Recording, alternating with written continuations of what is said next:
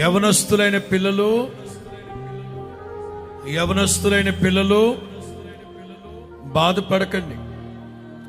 ఒక్కోసారి అమ్మ నాన్న పట్టించుకోవట్లేదు, మా గురించి అస్సలు బాధ్యత లేదు మా తల్లిదండ్రులకి అని మీరు అనుకుంటారు.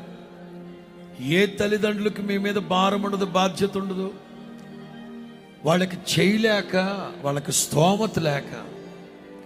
ఓ సేవకునిగా నేనంటాను,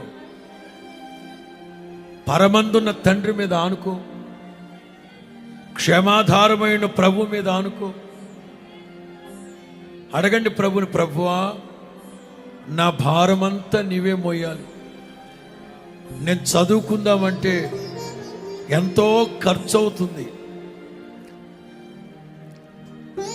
అమ్మ నాన్న సంపాదించలేకపోతున్నారు, నీకు నేను చదువుకోలేనేమో ప్రభువా. బలమైన సంకల్పం ఉంది ఉన్నత విద్యను అభ్యసించాలని, కానీ నాకు స్తోమత లేదు ప్రభువా. నా ప్రభు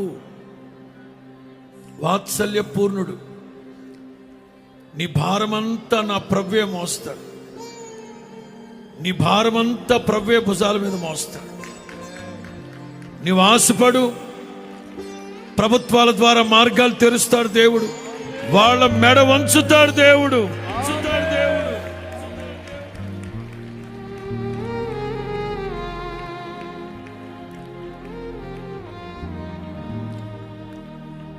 గత సంవత్సరంలో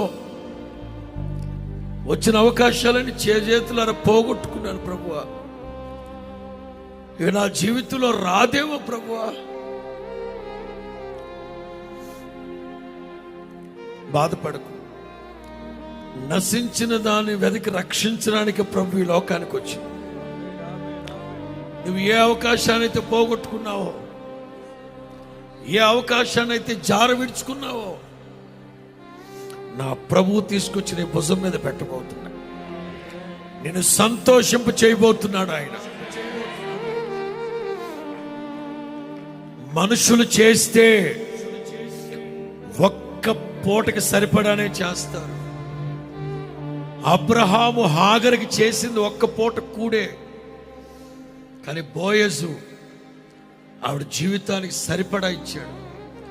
బోయజు కంటే గొప్పోడు నా ప్రభు, బోయజు కంటే గొప్ప